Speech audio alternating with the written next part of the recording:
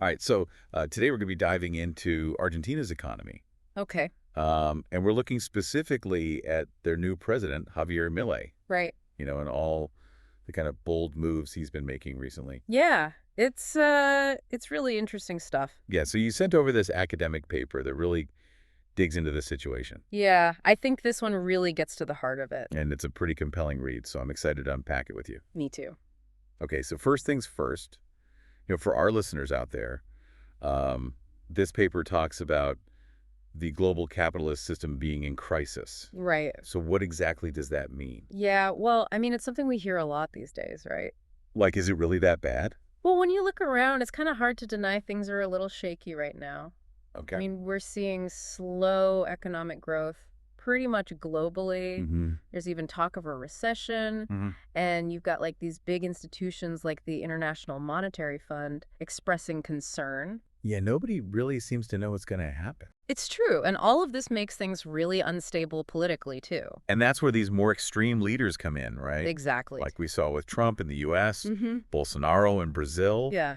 and now Milei in Argentina. Yeah.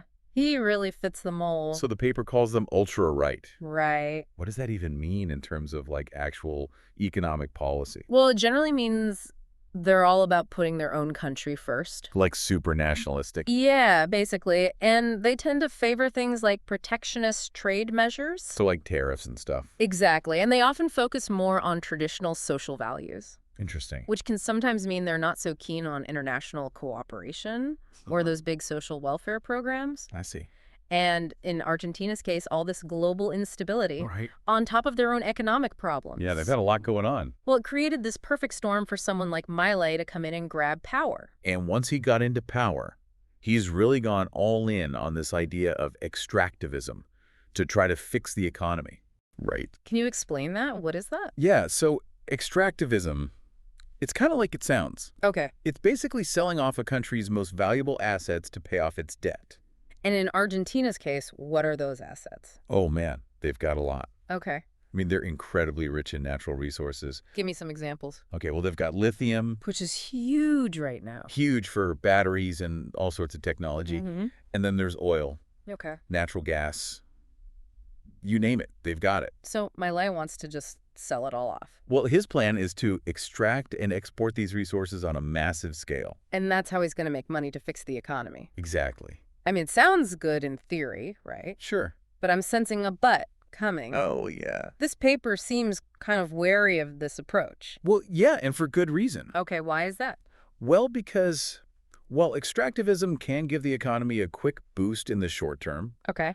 there are some potentially serious long-term consequences that come with it. Like what? Well, for starters, there's the environmental impact. Oh, right. I mean, you're talking about extracting resources on a massive scale Mm-hmm. that can lead to deforestation pollution, and it contributes to climate change. Yeah, that's not good. Not good at all. And I imagine it doesn't really help with their long-term economic stability either, right? That's another huge issue with this approach. So it's like a Band-Aid solution.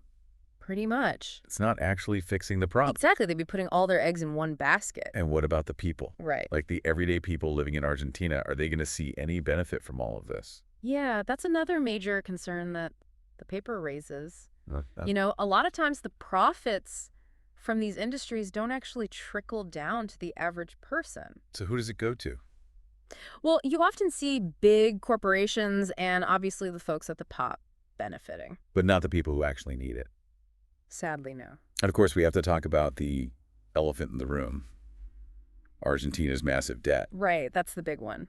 How does that play into all of this? It's a huge constraint on Miley's options. Yeah, because this paper points out that they have all these debt payments coming due in 2025. Right, it's like a ticking time bomb. So what can they even do? I mean, one option would be to devalue their currency, right? It's true. That's something Argentina has tried before. Make their exports cheaper, try to bring in some quick cash. But it's really risky. Yeah, why is that? Well, the big concern is hyperinflation. Oh, wow. Imagine, like, you need a wheelbarrow full of cash just to buy a loaf of bread. That's scary. Yeah, it can get really bad really fast. And that hurts everyday people the most. Exactly. The people who can least afford it. This paper also gets into BlackRock's involvement, which adds like a whole other layer here. Yeah, they're a huge player in all of this. For people who don't know, who are they? BlackRock is like one of the biggest investment firms in the world, Okay. and they're a major holder of Argentine debt. So they've lent Argentina a lot of money, Yeah, basically. and they want it back. With interest. Of course. And what's interesting is that the paper points out how BlackRock could actually benefit if Milei's plan succeeds. Even if it's bad for Argentina in the long run. Yeah, even if it has downsides for the country. So who are these policies really for?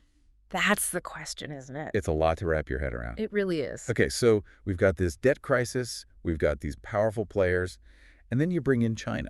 Ah, yes, the China situation. Because if I'm remembering correctly, Milei was not a fan of China before he was elected. Understatement of the year. He was really outspoken in his criticism, wasn't he? Yeah, he was calling them communist during his campaign. Didn't he say he would cut ties with them completely? I think he did say that, yeah. And now, Now, his administration is trying to get loans from China. it's kind of ironic when you think about it, You could say that again. but it shows you just how desperate they are. Absolutely. The paper suggests Milei might be swallowing his pride because he needs that financial lifeline. And China is one of the few countries willing to give it to them. It seems that way. Yeah, plus they have a history together, right? That's right. Didn't they already have some sort of financial deal with China? Yeah, they've had these things called currency swap agreements since 2009. Okay, what's that? So basically, it allows Argentina to access Chinese yuan. Their currency. Right. And then they can use that for trade or to help pay off debts. Like a line of credit. Exactly. It just seems wild that he's now relying on the very country he condemned before. Politics makes strange bedfellows. It really does. But with all this talk about debt and global power plays, what about the people living in Argentina? Yeah, that's what it always comes down to, right? What's their day-to-day life actually like right now? Well, it's probably pretty tough. This paper mentions a shrinking internal market and depressed consumption. Right. What does that actually mean for someone trying to live their life? It means there's less money circulating within Argentina. Okay. People aren't buying as much. Businesses aren't making as much. So the whole economy slows down. Exactly. And this depressed consumption, it goes hand in hand with that. What does that look like? Well, basically, people are having to cut back. On everything. Pretty much, they're buying only the essentials, no more fancy dinners out. They're just trying to get by. Exactly. And the paper suggests that Miley's focus on exports could actually make things even harder for them in the short term. How so? Well, it could lead to higher prices for basic goods. Oh, wow. And the things they could afford might not even be available anymore. That's rough. Yeah, it's not a good situation, and it's something to keep a close eye on as things develop. Because that could lead to social unrest, right? It's definitely a possibility. Like people taking to the streets. When people feel like the system isn't working for them and they're struggling to afford basic necessities, Yeah. that's when you tend to see social and political tensions boil over. And Argentina has a history of that. They do. So it's definitely something to watch out for as Miley's policies play out. So where does this all leave us? I mean, we've covered a lot of ground here. We really have. We've got a country drowning in debt, a president taking this big gamble on extracting resources, and the very real chance of things boiling over into social unrest.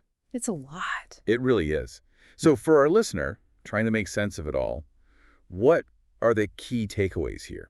Well, I think this paper does a really good job of not just telling us what's happening in Argentina, Right. but also making us think about why it's happening. Like connecting the dots. Exactly. It's easy to get caught up in the headlines. For sure. But this paper really pushes us to think about these bigger global trends that are affecting all of us. And we've talked about those implications, like this whole idea of a crisis of global capitalism. Right. It's not just some abstract idea. Yeah, what does Argentina's situation tell us about the state of the world? I think it shows just how interconnected everything is. Like how what happens in one country can impact the whole world. Exactly. But it also highlights this inherent tension in our current global economic system. What do you mean? It often feels like it's all about those short-term profits.